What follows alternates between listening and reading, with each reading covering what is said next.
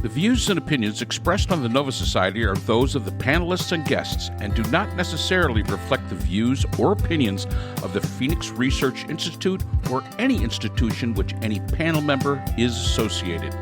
Reproduction or dissemination other than for the purpose of education or information without the express written permission of the Phoenix Research Institute or Nova Society Media is strictly prohibited. Welcome to the Nova Society. I'm your host, Dr. Brooklyn Ann Weldon, and I'm here with the panel, our famous panel, Dr. Scott Gershwer and Dr. Mark Bound. I heard that, Scott. Half the audience is doing the wave. Today, our panel will be answering listener emails, and we have a question from April. April lives in Minneapolis, Minnesota, and April asks, this week, the president of South Korea declared martial law. Yeah, I saw that. What's the panel's take on this? Is South Korea becoming destabilized? And I saw that the parliament overrode that and that then the guy withdrew it. What a mess. Yeah, go ahead. Who'd like to take this first? Well, all right. So I'll take a quick shot at this one because is South Korea becoming destabilized? The answer is no. And because of the reasons that Brooklyn just outlined, the parliament and the prime minister basically said, no, we're not doing that. The troops were recalled.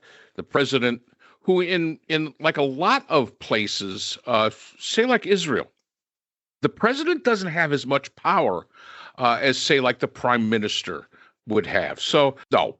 South Korea is not becoming destabilized. I mean, I know it was said that by the president that the liberals were undermining the government, but there really was nothing specific there as far as what he was talking about. So the fact that they very quickly, it took less than 2 days to completely return back to the way it was, and the fact that the South Korean people had massive protests.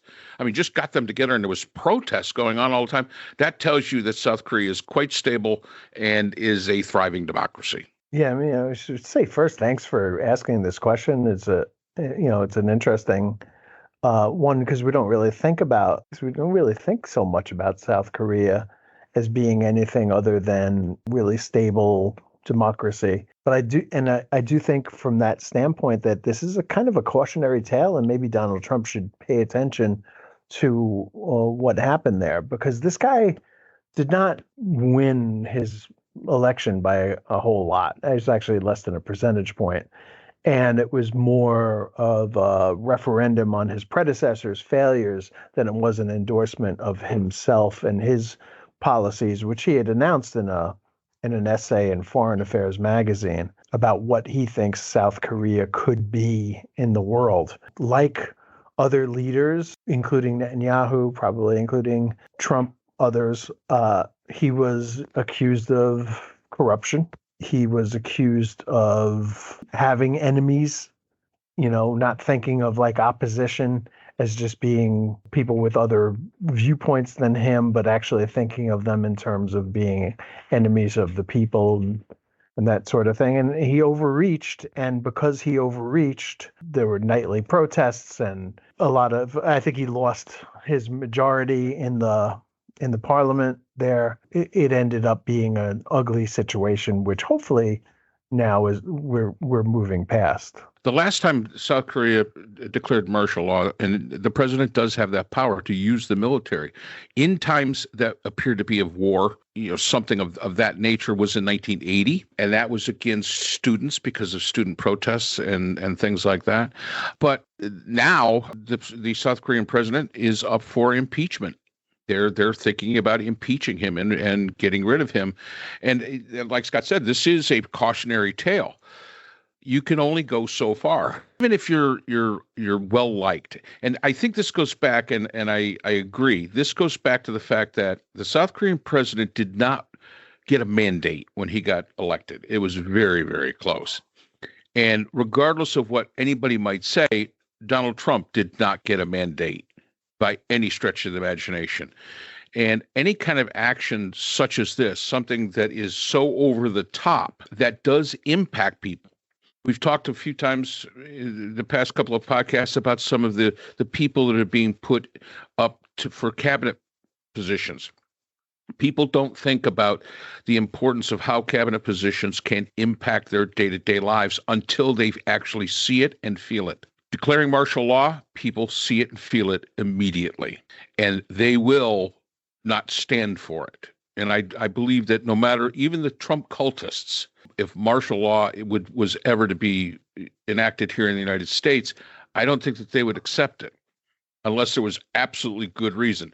My problem is that they've drank the Kool-Aid so deeply that somebody could declare martial law and say it's all because we're trying to hold down the libs, and then we have, again, political unrest and civil unrest here in the United States. But this thing in South Korea is a very good tale. It's not like Russia, where Putin holds all the power. Everybody in the government is basically a lackey to him, and the Russian people are so used to just going along with things. I always looked at South Korea as the little United States. I mean, they're really kind of, built around the same democratic principles, the same, a lot of the same values, a lot of the same, morals and values that a society has, basically based around the United States. And I think that that's a good thing.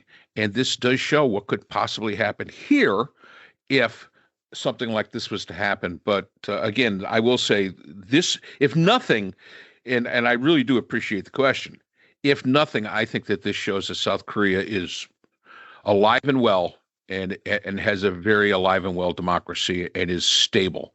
And we need that, especially with their neighbors to the north. We need a stable South Korea. So not anything I think we should be worried about. Well, that's a good question. Yeah, that is a good question. That is a good question. There are also possibility of treason charges against this guy. It's always a bad sign when protesters begin calling your wife Marie Antoinette. never a good sign. That's never any good. Yeah, so thank you for the excellent question, and we'll see you all again next time on the Nova Society. So that's all the time we have for today's episode. The Nova Society is a production of the Phoenix Research Institute. We'd like to thank our sponsors for this episode. BH Conflict Resolution Services, a full-service dispute resolution firm offering expert and cost-effective mediation services to couples, groups, and businesses. BHCRS can be reached at www.bhcrs.com. We'd also like to thank our podcast partners, Buzzsprout, who hosts the Nova Society, Audacity, our editing partners, and Podkite, who does all of our analytics. IHeart Radio, where people get their music and podcasts, Apple iTunes, the largest source for music and podcasts on the internet, Spotify, the most popular source for the Nova Society. The Nova Society is available on all of these and other quality platforms. We'd like to thank all of our listeners. Without you, the Nova Society would not be possible. If you have a comment, question, or would like to be a guest on the Nova Society, we can be reached at nova.society.podcast@gmail.com. Always remember, the power of society is knowledge. So for Dr. Scott Gershworth, Dr. Priscilla Hobbs, Dr. Brooklyn Ann Weldon, and all of us here at the Nova Society, I'm Dr. Mark Bound. Be well, and we hope to see you again next time.